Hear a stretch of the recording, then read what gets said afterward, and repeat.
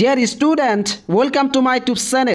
আহি গল 2025 বৰ্ষৰ মেট্ৰিক আৰু হাই সেকেন্ডাৰী চূড়ান্ত পৰীক্ষা আৰু এই পৰীক্ষাৰ বাবে ইতিমধ্যে এডমিট কাৰ্ড আহিছে। এই বছৰ এডমিট কাৰ্ডৰ লগত আহিছে 10টাকৈ নতুন নিয়ম।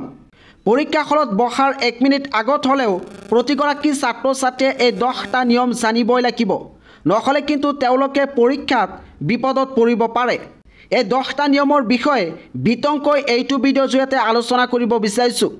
গতিকে তোমালোকে যদি এই বিষয়ে জানিব বিচৰা তেতিয়াহলে স্কিপ নকৰাকৈ সম্পূৰ্ণ ভিডিঅ'টো চাবা, লগতে চেনেলটো সাবস্ক্ৰাইব কৰি থৈ দিবা, কাৰণ এইটো চেনেলৰ জৰিয়তে মেট্ৰিক আৰু হাই সেকেন্ডাৰী চূড়ান্ত পৰীক্ষাৰ বিষয়ে প্ৰতিটো মুহূৰ্তৰ খবৰ দিয়া হয়। ইয়াতে দেখুৱাব বিচাৰিছো এইটো হৈছে ক্লাছ 10ৰ এডমিট কাৰ্ড আৰু এই এডমিট কাৰ্ডৰ লগত instructions for use of OMR sheet। ইয়াতে OMR sheet কেনেকৈ শিক্ষাৰ্থীসকলে ইউজ কৰিব তাৰে ইনষ্ট্ৰাকশন দিছে আৰু এই ইনষ্ট্ৰাকশনৰ বিষয়ে মই অলৰেডি ভিডিঅ' বনাইছো। সেই ভিডিঅ'ৰ লিংক এইটো ভিডিঅ'ৰ ডেসক্ৰিপশনত দিয়া আছে, তোমালোকে চাই ল'বা। প্ৰতিগৰাকী মেট্ৰিক পৰীক্ষাৰ্থীসকলে এই ইনষ্ট্ৰাকশন কেইটা জানিব লাগিব, নহলে কিন্তু তেওঁলোকে পৰীক্ষাত শুদ্ধ উত্তৰ লিখিলেও নম্বৰ নাপাব। গতিকে তোমালোকে এতিয়াই সেই ভিডিঅ'টো চাই লোৱা, তাতে 7টাকৈ ইনষ্ট্ৰাকশন আছে। আজি আলোচনা কৰিব বিচাৰিছো যে ক্লাছ 10 আৰু 12ৰ যি নতুন 10টাকৈ ইনষ্ট্ৰাকশন আহিছে সেই 10টা ইনষ্ট্ৰাকশন কি। ইতিমধ্যে আসাম স্টেট স্কুল এডুকেশন বোৰ্ডে এই 10টাকৈ ৰোল আৰু গাইডলাইন দিছে। প্ৰতিগৰাকী ছাত্ৰ ছাত্ৰীয়ে কিন্তু এই 10টা নিয়ম মানিবই লাগিব। ইয়াতে 1 নম্বৰত কৈছে on the first day of the examination the candidates will be allowed to enter the examination hall at 8:30 AM to locate their allotted seats। অৰ্থাৎ ইয়াতে কৈছে এক্সামিনেশ্যনৰ প্ৰথম দিনা কেণ্ডিডেটছ সকলক এক্সাম হলত 8:30 যাবলৈ দিয়া হ'ব, যাতে তেওঁলোকে নিজৰ সিট বিচাৰি পায়। On subsequent days also they will be allowed to enter the examination hall at 8:30 AM onwards। অৰ্থাৎ ইয়াতে কৈছে যে পিছৰ যিবোৰ এক্সাম আছে সেই এক্সামবোৰতো শিক্ষাৰ্থীসকলে 8:30 যাব পাৰিব। তাৰপিছত ইয়াতে কৈছে যে এক্সাম হলত 30 মিনিট পিছত যাবলৈ দিয়া নহ'ব। ধৰি লোৱা যে তোমালোকৰ মৰ্নিং শিফ্ট 9ৰ পৰা আৰম্ভ হ'ব, কিন্তু তোমালোকে 9:30ৰ পিছত এক্সাম হলত যাব নোৱাৰিবা। তোমালোকে 9:30ৰ আগতহে এক্সাম হলত যাব পাৰিবা। তোমালোকে যদি 9:30 যোৱা তেতিয়াহ'লে তোমালোকক এক্সাম হলত যাবলৈ দিয়া নহ'ব, তোমালোকে পৰীক্ষা দিব নোৱাৰিবা। গতিকে তোমালোকে 8:30 যাবা।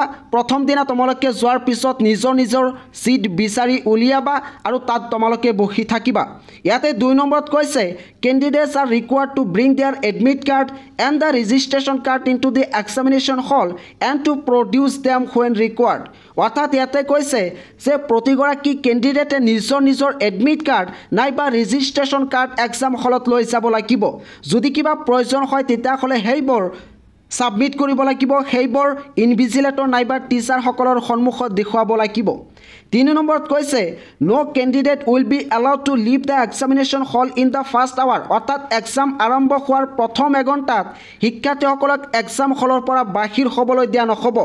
Candidates will not be allowed to take any his or her question paper if he or she leaves the examination hall during the first 2 hours। অৰ্থাৎ শিক্ষাৰ্থীসকলে যদি এক্সাম আৰম্ভ হোৱাৰ প্ৰথম 2 ঘণ্টাত এক্সাম হলৰ পৰা একেবাৰে ওলাই যায় তেতিয়াহ'লে তেওঁলোকক কুৱেশ্যন পেপাৰ লৈ যাবলৈ দিয়া নহ'ব। বিগত সময়ত দেখিবলৈ পাইছোঁ যে শিক্ষাৰ্থীসকলে এক্সাম হলৰ পৰা আগতেই ওলাই আহে, তাৰপিছত তেওঁলোকে কুৱেশ্যন পেপাৰ ছ'চিয়েল মিডিয়াত ভাইৰেল কৰি দিয়ে।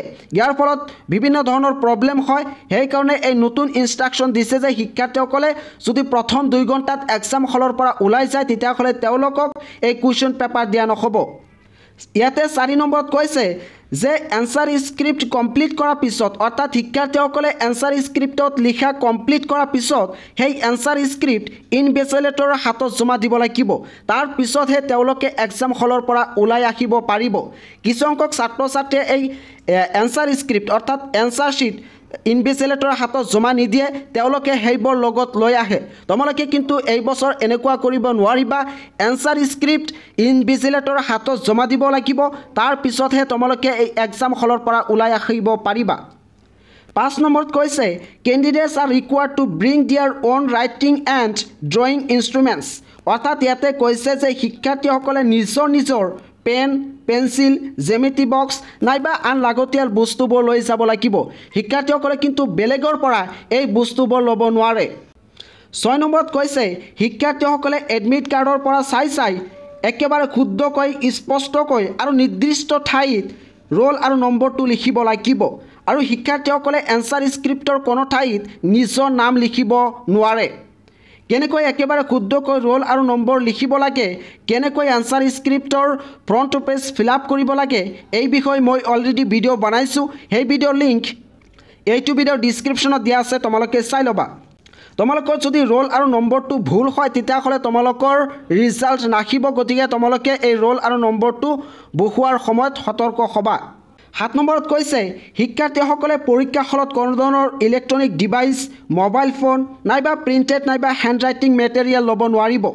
অৰ্থাৎ পৰীক্ষা হলত শিক্ষাৰ্থীসকলে কোনো ধৰণৰ নকল ল'ব নোৱাৰিব আৰু এইবোৰ যদি ধৰা পৰে তেতিয়াহ'লে ইনভিজিলেটৰে শিক্ষাৰ্থীসকলক ডিছকুৱালিফাই কৰিব আৰু 3 বছৰৰ কাৰণে এক্সপেল কৰিব অৰ্থাৎ শিক্ষাৰ্থীসকলে যদি এই নকল ধৰা পৰে তেতিয়াহ'লে 3 বছৰ তেওঁ মেট্ৰিক নাইবা হাই ছেকেণ্ডাৰী চূড়ান্ত পৰীক্ষা দিব নোৱাৰে ইয়াতে 8 নম্বৰত কৈছে এনসাৰ স্ক্ৰিপ্টৰ কোনো ঠাইত কোনো ধৰণৰ অবজেকশ্যন কৰিব নোৱাৰিব 9 নম্বৰত কৈছে যদি কেণ্ডিডেট গৰাকী ব্লাইণ্ডনেছ হয় নাইবা ডিফ হয় নাইবা ডাম্প হয় তেতিয়াহ'লে প্ৰতি এঘণ্টাত 20 মিনিটকৈ এক্সট্ৰা দিয়া হ'ব যাতে তেওঁলোকে ভালদৰে পৰীক্ষা দিব পাৰে আৰু 10 নম্বৰত কৈছে যদি কোনোবাই বৰ্ডৰ ৰোল ৰেগুলেশ্যন নামানে তেতিয়াহ'লে তেওঁলোকক এক্সাম হলত এডমিশ্যন হ'বলৈ দিয়া নহ'ব অৰ্থাৎ তেওঁলোকক এক্সাম হলত এণ্ট্ৰি কৰিবলৈ দিয়া নহ'ব ইতিমধ্যে এই 10টা নিয়ম আসাম ষ্টেট স্কুল এডুকেশ্যন বোৰ্ডে জাৰি কৰিছে প্ৰতিগৰাকী ছাত্ৰ ছাত্ৰীয়ে কিন্তু এই 10টা নিয়ম মানি চলিব লাগিব